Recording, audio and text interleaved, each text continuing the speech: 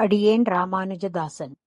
ರಾಮಾನುಜರು ತೊಂಡನೂರಿನಲ್ಲಿ ನರಸಿಂಹದೇವರ ದೇವಸ್ಥಾನದಲ್ಲಿ ಪ್ರವಚನ ನಡೆಸುತ್ತಾ ವಿದ್ಯಾರ್ಥಿಗಳಿಗೆ ಶ್ರೀಭಾಷ್ಯ ಪಾಠ ಮಾಡ್ತಾ ಇದ್ರು. ಅವರ ಬಳಿ ಇದ್ದ ತಿರ್ಮಣ್ ಕಾಪು ಮುಗಿದು ಹೋಗ್ತಾ ಇರೋದು ಕಂಡು ಬರುತ್ತೆ.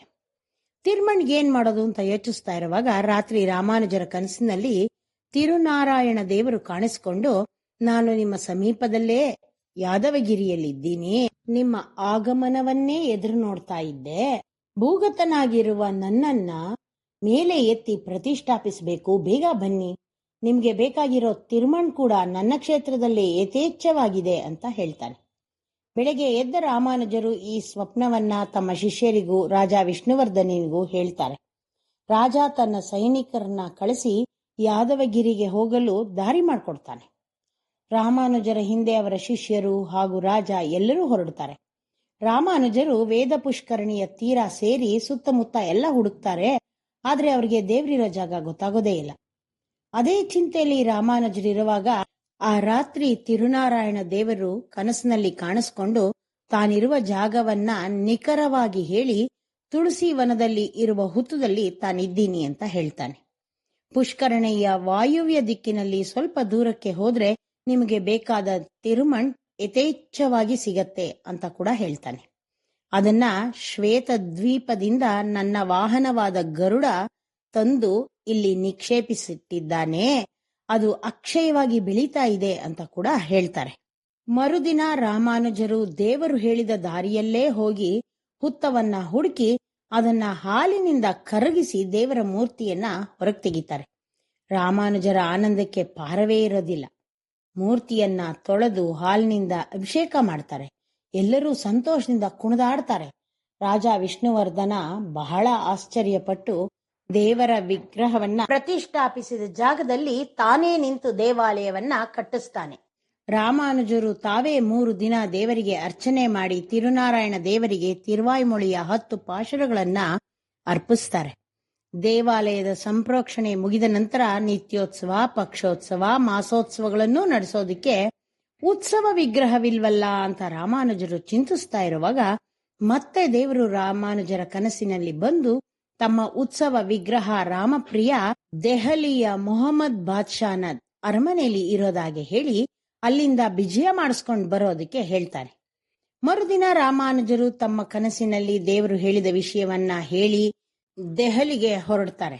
ವಿಷ್ಣುವರ್ಧನನು ರಾಜಗುರುಗಳ ಮರ್ಯಾದೆಗೆ ತಕ್ಕ ಹಾಗೆ ಸೇವಕರನ್ನ ಪಲ್ಲಕ್ಕಿಯನ್ನ ಕಳಿಸಿಕೊಡ್ತಾನೆ. ತ್ರೇತಾಯುಗದಲ್ಲಿ ರಾಮಚಂದ್ರನು ಪಟ್ಟಾಭಿಷೇಕವಾದ ನಂತರ ವಿಭೀಷಣನಿಗೆ ತಾನು ಪೂಜಿಸ್ತಾ ಇದ್ದ ರಂಗನಾಥ ದೇವರ ವಿಗ್ರಹವನ್ನ ಅನುಗ್ರಹಿಸ್ತಾನೆ.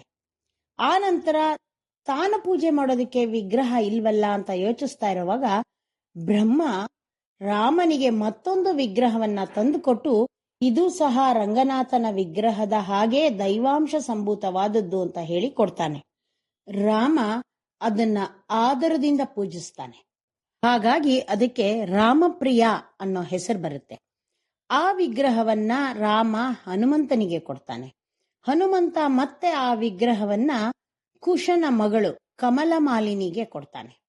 ಕಮಲಮಾಲಿನಿ ಯದುವಂಶದ ರಾಜನನ್ನ ಮದುವೆಯಾಗಿ ಹೋಗುವಾಗ ಆ ವಿಗ್ರಹವನ್ನೂ ತೆಗೆದುಕೊಂಡು ಹೋಗ್ತಾಳೆ. ಅಂದಿನಿಂದ ಯದುವಂಶದವರು ಅದನ್ನ ಪೂಜಿಸ್ತಾ ಇರ್ತಾರೆ. ಮುಂದೆ ಕೃಷ್ಣ ಬಲರಾಮರು ಕೂಡ ಆ ವಿಗ್ರಹವನ್ನ ಪೂಜಿಸ್ತಾರೆ. ಮುಂದೆ ಯಾತ್ರಾರ್ಥಿಯಾಗಿ ಬಲರಾಮ ನಾರಾಯಣಾದ್ರಿಗೆ ಬಂದು ಅಲ್ಲಿನ ದೇವರಿಗೂ ತಾನು ಪೂಜಿಸುತ್ತಿರುವ ವಿಗ್ರಹಕ್ಕೂ ಬಹಳ ಸಾಮ್ಯತೆ ಇರೋದನ್ನ ಗಮನಿಸಿ ಆ ವಿಗ್ರಹವನ್ನ ನಾರಾಯಣಾದ್ರಿಗೆ ತಂದು ಅಲ್ಲೇ ಬಿಟ್ಟು ಹೋಗ್ತಾನೆ. ಅಂದಿನಿಂದ ನಾರಾಯಣಾದ್ರಿಗೆ ಯಾದವಾದ್ರಿ ಅನ್ನೋ ಹೆಸರು ಬರುತ್ತೆ. ಕಲಿಯುಗದಲ್ಲಿ ಮಹಮ್ಮದೀಯರು ಕೊಳ್ಳೆ ಹೊಡೆದು ಆ ವಿಗ್ರಹವನ್ನ ತಗೊಂಡು ಹೋಗಿರ್ತಾರೆ. ರಾಮಾನುಜರು ದೆಹಲಿಯನ್ನ ತಲುಪಿ ಬಾದ್ಶಾಹನ ಅರಮನೆಗೆ ಬರ್ತಾರೆ. ಇವರ ತೇಜಸ್ಸಿಗೆ ದೆಹಲಿಯ ದೊರೆ ತನಗೇ ಗೊತ್ತಿಲ್ಲದೆ ಎದ್ದು ನಿಂತು ಸ್ವಾಗತಿಸ್ತಾನೆ. ಏನ್ ಬೇಕು ಅಂತ ಕೇಳಿದಾಗ ರಾಮಾನುಜರು ತಮ್ಮ ಕುಲದೈವ ರಾಮಪ್ರಿಯನ ವಿಗ್ರಹ ನಿಮ್ಮಲ್ಲಿದೆ, ಅದನ್ನ ನನಗೆ ಕೊಡಬೇಕು ಅಂತ ಕೇಳ್ತಾರೆ.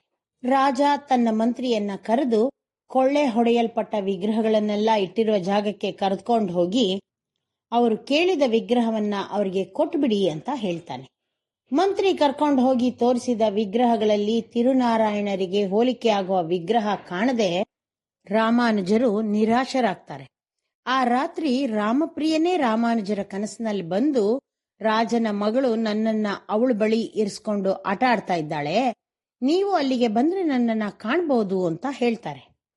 ಮರುದಿನ ರಾಮಾನುಜರು ರಾಜನಿಗೆ ತಮ್ಮ ಕನಸಿನ ವಿಚಾರ ಹೇಳಿದಾಗ ರಾಜ ಇದನ್ನ ಪರೀಕ್ಷಿಸೋದಿಕ್ಕೆ ಅಂತಾನೆ ರಾಮಾನುಜರನ್ನು ಕರ್ಕೊಂಡು ಸ್ವತಃ ಅವನೇ ರಾಜಕುಮಾರಿಯ ಅಂತಃಪುರಕ್ಕೆ ಬರ್ತಾನೆ. ಅಲ್ಲಿ ರಾಜಕುಮಾರಿಯ ಮಂಚದ ಮೇಲೆ ಒಂದು ವಿಗ್ರಹ ಇರೋದನ್ನ ನೋಡಿ ಅವನಿಗೆ ಆಶ್ಚರ್ಯ ಆಗತ್ತೆ. ರಾಮಾನುಜರಿಗೆ ಆ ವಿಗ್ರಹವನ್ನ ಕೊಡೋದಿಕ್ಕೆ ಅಂತ ಹೋದಾಗ ರಾಜಕುಮಾರಿ ಒಪ್ಪೋದಿಲ್ಲ. ಅದು ತನಗೆ ಪ್ರಿಯವಾದ ಗೊಂಬೆ, ಅದನ್ನ ನಾನು ಬಿಟ್ಟಿರೋದಿಲ್ಲ ಅಂತ ಹೇಳ್ತಾಳೆ. ಆಗ ರಾಜ ರಾಮಾನುಜರಿಗೆ, ನಿಮಗೆ ಇಷ್ಟೆಲ್ಲ ಹೇಳಿದ ನಿಮ್ಮ ದೇವರನ್ನ ನೀವೇ ಕರೀರಿ, ಅವನೇ ಯಾಕೆ ನಿಮ್ಮ ಹತ್ರಕ್ಕೆ ಬರಬಾರ್ದು ಅಂತ ಕೇಳ್ತಾನೆ. ರಾಮಾನುಜರು ಆಗ, ಎನ್ನ ಶೆಲ್ವ ಪಿಳ್ಳೆಯೇ, ಎನ್ ಸಂಪತ್ ಕುಮಾರನೇ ಬಾರಪ್ಪ ಅಂತ ಕರೀತಾರೆ. ಆ ವಿಗ್ರಹ ಬಂದು ರಾಮಾನುಜರ ಮಡಲನ್ನ ಸೇರ್ಕೊಳ್ಳತ್ತೆ. ಇದನ್ನ ನೋಡಿದ ರಾಜ ದಂಗಾಗಿ ಹೋಗ್ತಾನೆ. ರಾಜ ಆ ವಿಗ್ರಹವನ್ನ ತೆಗೆದುಕೊಂಡು ಹೋಗೋದಿಕ್ಕೆ ಅನುಮತಿ ಕೊಡ್ತಾನೆ. ರಾಮಾನುಜರು ಆ ವಿಗ್ರಹವನ್ನ ಒಂದು ಪಲ್ಲಕ್ಕಿಯಲ್ಲಿ ವಿಜಯ ಮಾಡಿಸ್ಕೊಂಡು ಹೊರಡ್ತಾರೆ. ರಾಜಕುಮಾರಿಗೆ ಆ ವಿಗ್ರಹವನ್ನ ಬಿಟ್ಟು ಇರೋದಿಕ್ಕೆ ಸಾಧ್ಯವಾಗದೆ ತಂದೆ ಜೊತೆಯಲ್ಲಿ ಹಠ ಮಾಡಿ ತಾನೂ ಆ ವಿಗ್ರಹದ ಜೊತೆಲೇ ಹೋಗಬೇಕು ಅಂತ ಹೇಳಿ ಬರ್ತಾಳೆ. ರಾಮಾನುಜರನ್ನ ಕಂಡು ಅವರಿಗೆ ಆ ವಿಗ್ರಹದ ಮೇಲೆ ತನಗಿರುವ ಪ್ರೀತಿಯನ್ನ ಹೇಳಿ ತನ್ನನ್ನು ಕರೆದುಕೊಂಡು ಹೋಗೋ ಹಾಗೆ ಕೇಳ್ಕೊತಾಳೆ.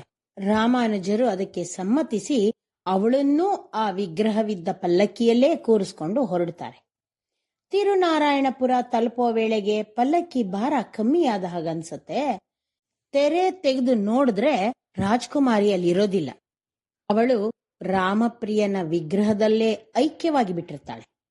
ತಿರುನಾರಾಯಣಪುರಕ್ಕೆ ಬಂದು ಉತ್ಸವ ಮೂರ್ತಿಯ ಪ್ರತಿಷ್ಠಾಪನಾದಿ ಕಾರ್ಯಗಳನ್ನ ನಡೆಸಿ ರಾಜಕುಮಾರಿಯ ಜ್ಞಾಪಕಾರ್ಥವಾಗಿ ಒಂದು ವಿಗ್ರಹವನ್ನ ಮಾಡಿಸಿ ಸಂಪತ್ ಕುಮಾರನ ಪಾದಗಳ ಬಳಿ ಇರಿಸ್ತಾರೆ. ಅದನ್ನ ತುಲಕ ನಾಚ್ಯಾರ್ ಅಥವಾ ಬೀಬಿ ನಾಚ್ಯಾರ್ ಅಂತ ಕರೀತಾರೆ. ನಿತ್ಯೋತ್ಸವ, ಪಕ್ಷೋತ್ಸವ, ಮಾಸೋತ್ಸವಗಳನ್ನೆಲ್ಲ ಏರ್ಪಾಡು ಮಾಡಿ ದೇವಸ್ಥಾನದ ಸುತ್ತಲೂ ಒಂದು ಊರನ್ನ ನಿರ್ಮಿಸಿ ಐಂಬತ್ತಿರುವರ್ ಎಂಬ ಹೆಸರಿನಿಂದ 52 ಶ್ರೀವೈಷ್ಣವ ಕುಟುಂಬಗಳನ್ನ ನೆಲೆ ನಿಲ್ಲಿಸಿ ಅವರಿಗೆ ಜೀವನ ಕಲ್ಪಿಸಿ ಅವರಿಗೆ ಅವರ ಕೈಂಕರ್ಯಗಳನ್ನ ವಹಿಸಿ ಅರ್ಚನಾದಿಗಳನ್ನು ಉತ್ಸವಾದಿಗಳನ್ನು ತಪ್ಪದೇ ನಡೆಸ್ಕೊಂಡು ಬರೋ ಹಾಗೆ ತಿಳಿಸಿ ಆ ಊರಿಗೆ ತಿರುನಾರಾಯಣಪುರ ಅಂತ ಹೆಸರಿಟ್ಟು ಅಲ್ಲಿ ವಾಸ ಮಾಡೋರ್ಗೆಲ್ಲ ವೈಕುಂಠ ಪ್ರಾಪ್ತಿ ಖಂಡಿತ ಅಂತ ಹೇಳ್ತಾರೆ ರಾಮಾನುಜರು. ರಾಮಾನುಜರು ದೆಹಲಿಗೆ ಪ್ರಯಾಣ ಮಾಡೋವಾಗ್ಲೂ ಊರನ್ನ ನಿರ್ಮಿಸುವಾಗ್ಲೂ ಅವರಿಗೆ ಪಂಚಮ ಕುಲದವರು ಬಹಳ ಸಹಾಯ ಮಾಡಿರ್ತಾರೆ. ಅವರಿಗೆ ತಿರುಕುಳತ್ತರ್ ಅಂತ ಹೆಸರು ಕೊಟ್ಟು ಅವರುಗಳಿಗೆ ವರ್ಷಕ್ಕೆ ಒಮ್ಮೆ ದೇವಸ್ಥಾನಕ್ಕೆ ಪ್ರವೇಶ ಕಲ್ಪಿಸಿ ದೇವರ ದರ್ಶನ ಮಾಡುವ ಅವಕಾಶ ಕಲ್ಪಿಸಿಕೊಡ್ತಾರೆ. ತಿರುನಾರಾಯಣಪುರಕ್ಕೆ ಕೃತಯುಗದಲ್ಲಿ ಸನತ್ ಕುಮಾರರು ತಿರುನಾರಾಯಣ ಮೂರ್ತಿಯನ್ನ ವಿಜಯ ಮಾಡಿಸ್ಕೊಂಡು ಬಂದು ಪೂಜಿಸಿದ ಕಾರಣ ನಾರಾಯಣಾದ್ರಿ ಅಂತಾನೂ, ತ್ರೇತಾಯುಗದಲ್ಲಿ ದತ್ತಾತ್ರೇಯರು 4 ವೇದ ಪುರುಷರನ್ನ ತಮ್ಮ ಶಿಷ್ಯರನ್ನಾಗಿ ಮಾಡಿಕೊಂಡು ವೇದಾಧ್ಯಯನ ಮಾಡಿಸಿದ್ರಿಂದ ವೇದಾದ್ರಿ ಅಂತಾನೂ, ದ್ವಾಪರ ಯುಗದಲ್ಲಿ ಕೃಷ್ಣ ಬಲರಾಮರು ಪೂಜಿಸಿದ್ರಿಂದ ಯಾದವಾದ್ರಿ ಅಂತಾನೂ ಹೆಸರಾಯಿತು. ಕಲಿಯುಗದಲ್ಲಿ ರಾಮಾನುಜರಿಂದ ಪೂಜಿಸಲ್ಪಟ್ಟ ಕಾರಣ ಯತಿಶೈಲ ಅಂತಾನೆ ಪ್ರಸಿದ್ಧಿ ಪಡೆದಿದೆ. ಇಲ್ಲಿ ರಾಮಾನುಜರು ಶ್ರೀಭಾಷ್ಯ ಪ್ರವಚನ ಮಾಡುತ್ತಾ ಸುಮಾರು 12 ವರ್ಷಗಳ ಕಾಲ ಇದ್ರು. ಇನ್ನೂ ಮುಂದುವರ್ಸೋಣ. ಶ್ರೀಮತೆ ರಾಮಾನುಜಾಯ ನಮಃ.